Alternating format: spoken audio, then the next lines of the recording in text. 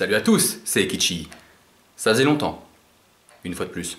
La vidéo que tu t'apprêtes à regarder, ou plutôt écouter, est pour la dernière fois, et ni plus ni moins que mes 2 dernières chroniques Japon de la saison 5 du Late Show.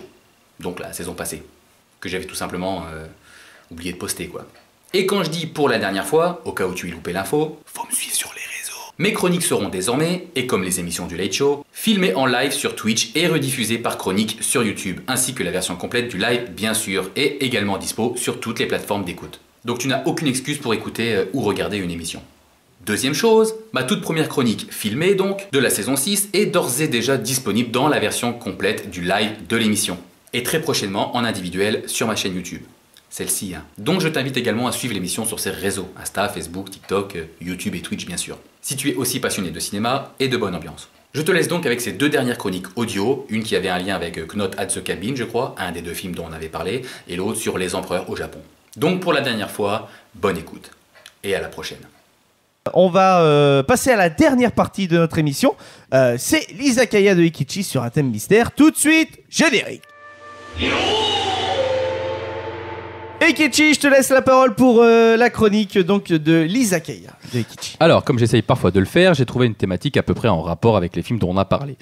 Donc je vais vous énumérer quelques rapports à la mort et aux superstitions au Japon, bien entendu. Ah, j'aurais préféré sexe, drogue et rock'n'roll. Hein. Ah, mais au Japon... En tout cas, thème joyeux. Voilà, voilà. Oui. Joyeux. Écoute, joie. Joie. Comme vous le savez probablement, on a tous entendu au moins une fois qu'il fallait dormir la tête au nord pour une qualité de sommeil a priori optimale. Vous avez tous déjà entendu ça, non? Qu'il faut se mettre au nord, la tête au nord. Bah, non, je savais pas. Non. Jamais. Alors c'est quelque chose de très très connu. Quel coin? Berg, Lille. Ah non, vous avez jamais Non, je te entendu jure ça? que non. D'accord. Le seul truc, on va dire, où j'avais entendu parler d'un truc lié au sommeil, c'est faut éviter de dormir au-dessus d'une fenêtre ou en dessous d'une fenêtre, je sais pas trop. Alors, ça, pourquoi. D'accord, ça Mais bon, j'ai je sais pas. Mais vous avez jamais entendu qu'il fallait dormir la tête au nord, d'accord? Non mais. Non. Voilà. On a un spectateur qui nous confirme ça. Alors, cette croyance plutôt occidentale viendrait paradoxalement du Feng Shui chinois, qui est un art millénaire ayant pour but d'harmoniser l'énergie environnementale d'un lieu de manière à favoriser le bien-être et la santé. Mais au pays du soleil levant, vous ne devez pas avoir la tête orientée vers le nord pendant votre sommeil si vous ne voulez pas mourir prématurément. Savez-vous pourquoi? Alors, si tu mets ta tête pas au nord. Non, au nord justement. Au nord. En fait, en tu Occident, meurs. généralement, voilà, on nous conseille de mettre la tête au nord pour bien dormir, mais au Japon, c'est Pas du très tout. très mal. C'est pas conseillé du tout, sinon, voilà. Ok. Mais pourquoi, d'après vous? Par rapport au sens de rotation de la Terre. Ça a rapport avec les films qu'on a vus aujourd'hui? Non, du tout. Non. Parce que sinon, les cavaliers de l'apocalypse, ils arrivent sur Vaudou Arma, donc de Justin Hurwitz, donc c'est un peu compliqué, tu vois. Non, alors cette superstition vient directement du bouddhisme, car dans les pratiques funéraires, le défunt repose la tête au nord. Ainsi, faire de même pourrait vous porter malheur, tout simplement. Ok, Voilà. bah écoute. Mais dormir la tête au nord n'a pas de véritable impact sur la qualité du sommeil. Il s'agit surtout d'une croyance ancienne qui n'est pas partagée par toutes les théories à travers le monde, comme on vient de le voir. La qualité de votre sommeil, de votre matelas et de votre oreiller a donc beaucoup plus d'importance que l'orientation de votre lit. Ouais, mais de toute façon, J'ai eu peur, j'ai cru qu'il allait nous faire une sponsor Emma là. Mais moi aussi. Ouais, mais de toute façon, selon comment on est tourné, ça change tout. Voilà, c'est ça.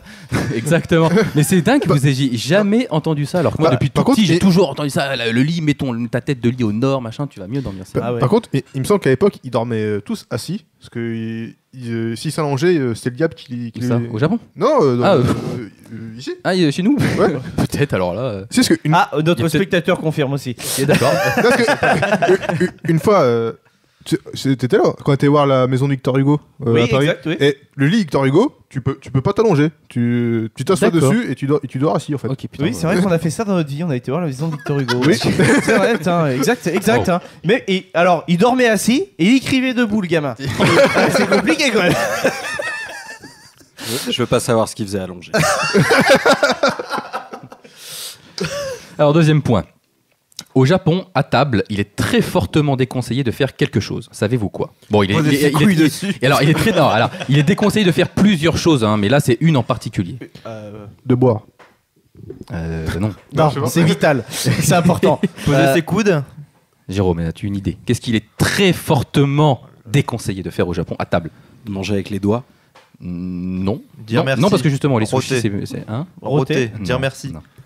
Alors, si vous allez au Japon, prenez garde à ne jamais planter vos baguettes de riz puisque cela signifie que quelqu'un est décédé.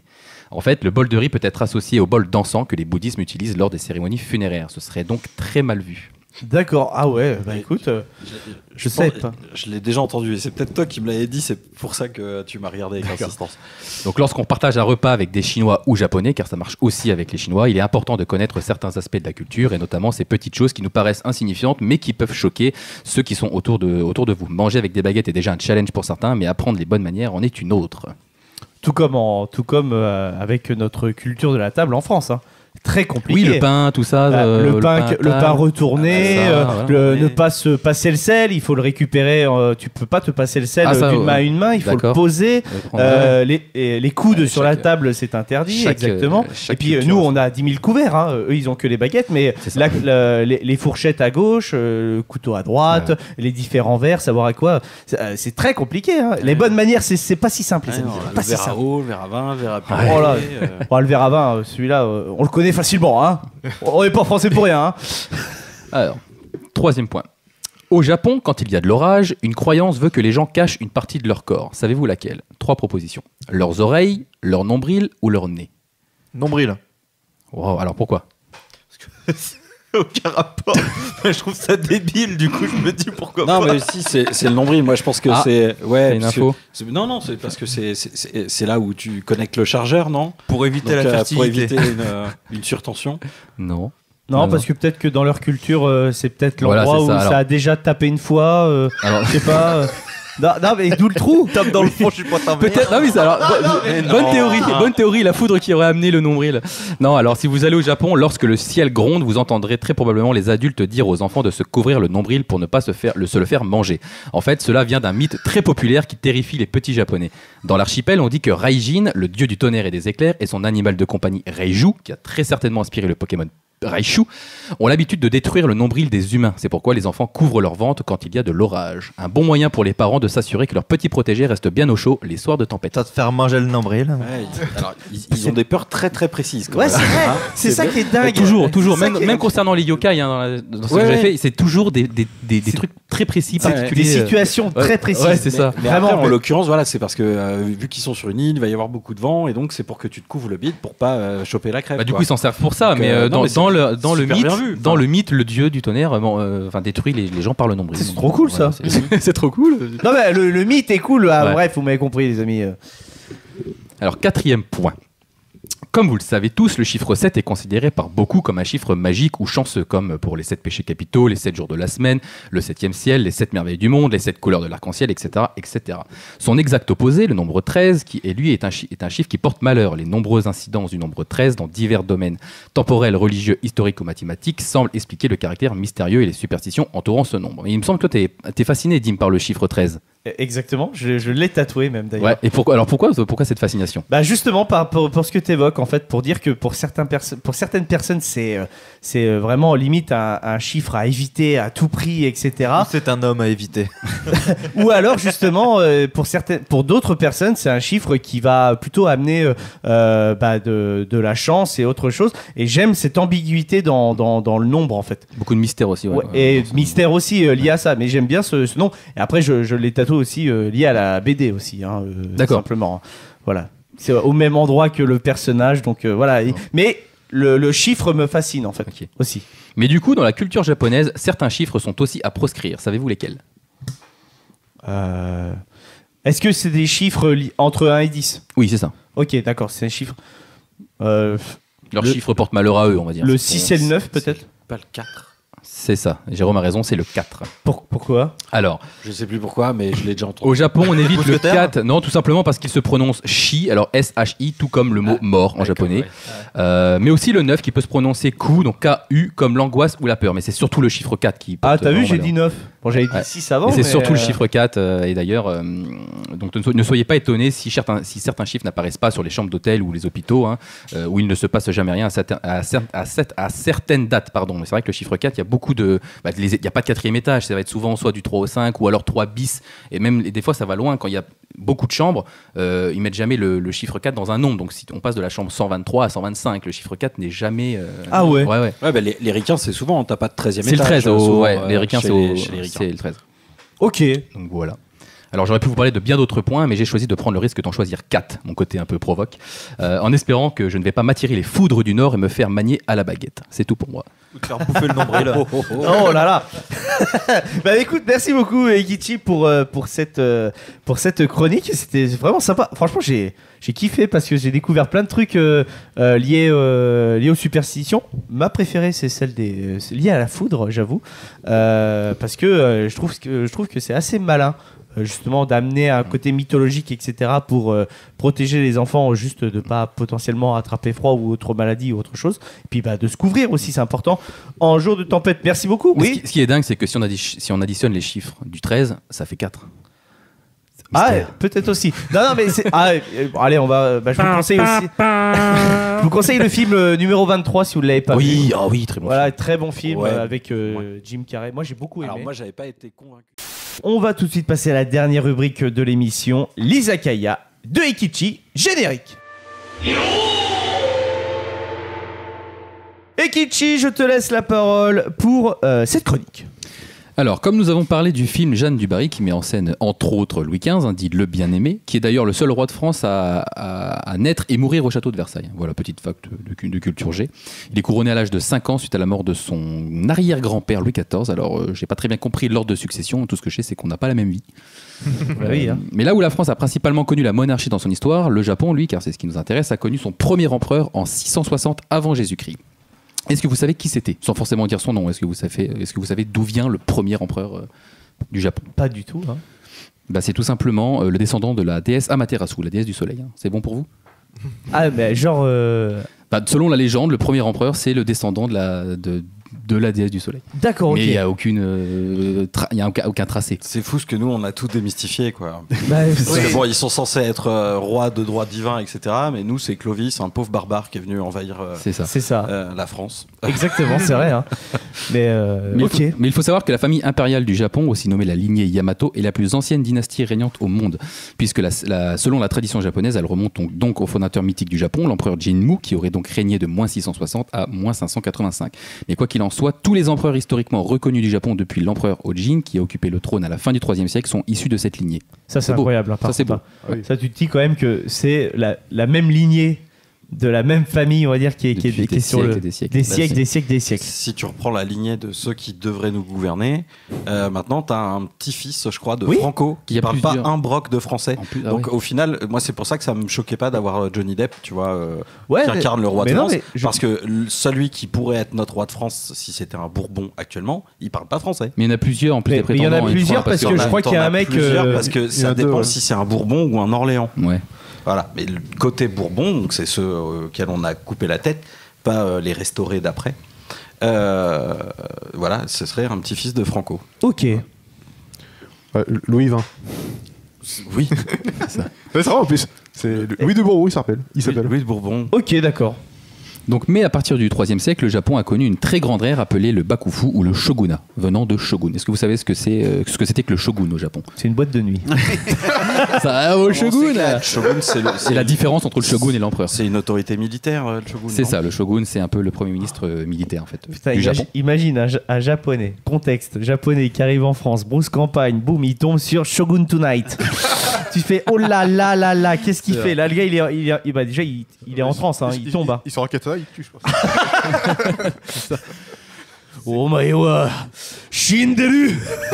C'est beaucoup direct. Donc comme d'après la tradition japonaise, l'empereur était le descendant de la déesse Amaterasu. Il est le souverain de droit divin dont la légitimité vient de sa lignée. Le titre de shogun, quant à lui, est à l'origine un titre de cour octroyé par l'empereur qui recouvrait donc une fonction militaire. Sa légitimité vient donc de l'empereur, mais le shogun devint plus tard le dirigeant militaire du Japon et l'empereur restait le dirigeant de facette, en quelque sorte le gardien des traditions.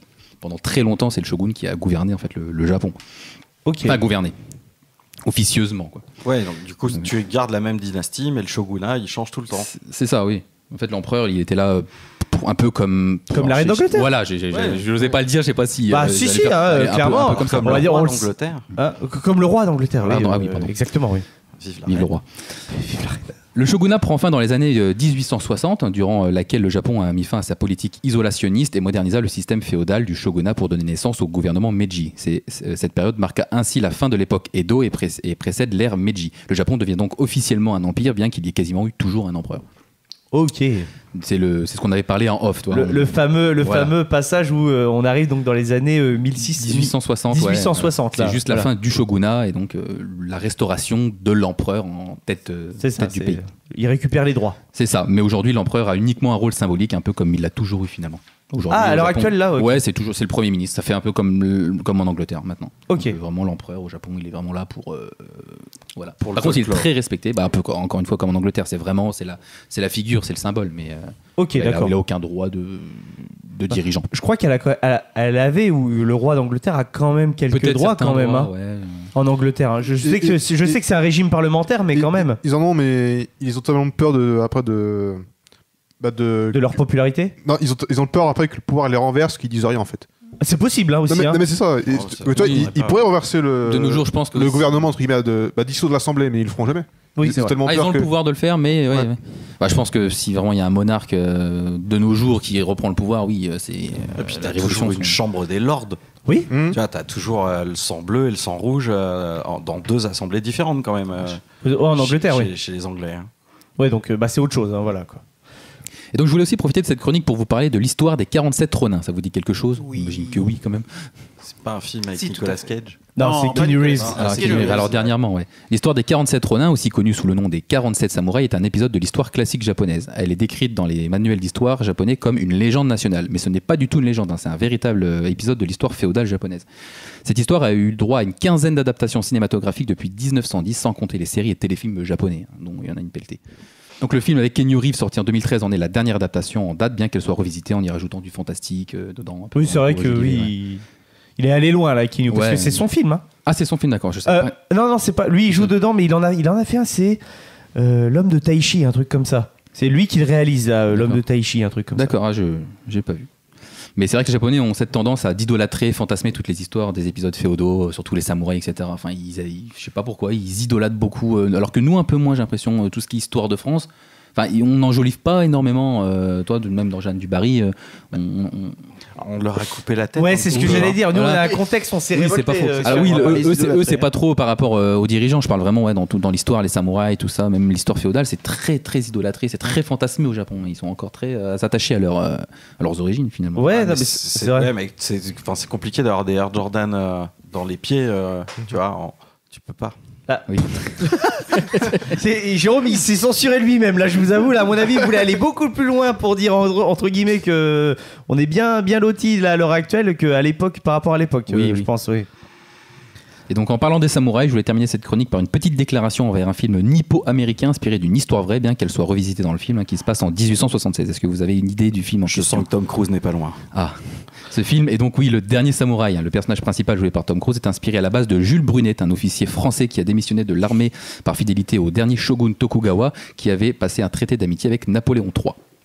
Et je voulais y faire une petite déclaration particulière parce que c'est le seul film de Tom Cruise que j'apprécie, car hélas, je n'aime pas beaucoup cet acteur. On a tous nos stars du grand écran favorites pour diverses raisons. Moi, c'est Tom Cruise que je n'arrive pas à voir, ni à sentir, ni ses films. Mais je trouve que c'est le film dans lequel il joue très bien en plus, et c'est un très très bon film.